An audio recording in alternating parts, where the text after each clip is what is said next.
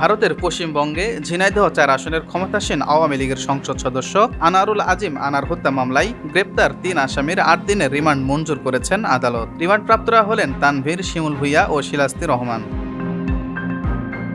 শুক্রবার ঢাকার chief metropolitan magistrate আদালতে তাদের হাজির করা হয়। এ সময় মামলার সুষ্ঠু তদন্তের জন্য তাদের ১০ দিনের রিমান্ড নিতে আবেদন করেন পুলিশের সিনিয়র সহকারী কমিশনার মাহফুজুর। শুনানি শেষে ঢাকার মেট্রোপলিটন ম্যাজিস্ট্রেট দিলরুবা আফরোজ তিথি এ রিমান্ড মঞ্জুর করেন। বৃহস্পতিবার সৈয়দ আমানুল্লাহ, ফয়সাল আলী ও শিলাস্তি রহমানকে এ মামলায় গ্রেফতার দেখানো হয়।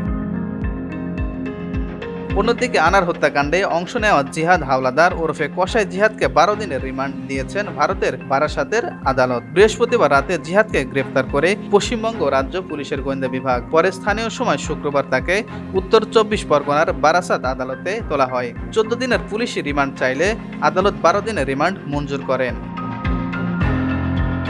গ্রেফতারের পর বৃহস্পতিবার বিবৃতিতে ভারতের সিআইডি জানায়, ২৪ বছর বয়সী জিহাদের বাড়ি বাংলাদেশের খুলনা জেলার দিঘিলিয়া থানার বারাকপুর গ্রামে।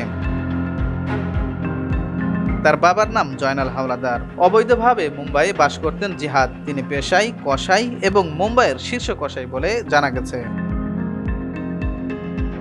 বিবৃতিতে বলা হয়, এমপি আনার হত্যার পরিকল্পনাকারী মুম্বাই থেকে জিহাদকে নিয়ে আসেন। দীর্ঘ কয়েক বছর ধরে অবৈধ অনুপ্রবেশকারী হিসাবে মুম্বাইতে বসবাস করছিলেন জিহাদ। ২ মাস আগে তাকে কলকাতায় নিয়ে আসেন বাংলাদেশে বংশোদ্ভূত মার্কিন নাগরিক আখতারুজ্জামান শাহীন, যিনি এই হত্যাকাণ্ডের মূল হোতা বলে ধারণা করা হচ্ছে।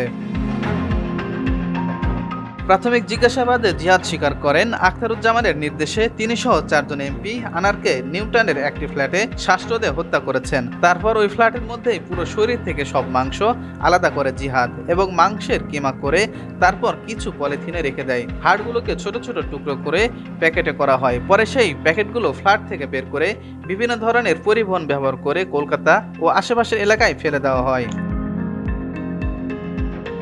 এমন তথ্য পেয়ে বৃহস্পতিবার রাতেই কলকাতার কাশীপুর থানার অন্তর্গত ভাঙ্গরের কৃষ্ণমাটি নামক এলাকায় অভিযানে যায় পশ্চিমবঙ্গ গোয়েন্দা পুলিশ। পুরো এলাকা ঘিরে ফেলে তারা। সরিয়ে দেওয়া হয় আশেপাশের লোকজনকে। যদিও এখন পর্যন্ত মরদেহের কোনো অংশ উদ্ধার করা যায়নি, তবে তা খুঁজতে এবার মাঠে নেমেছে স্থানীয় ডিজাস্টার ম্যানেজমেন্ট গ্রুপ।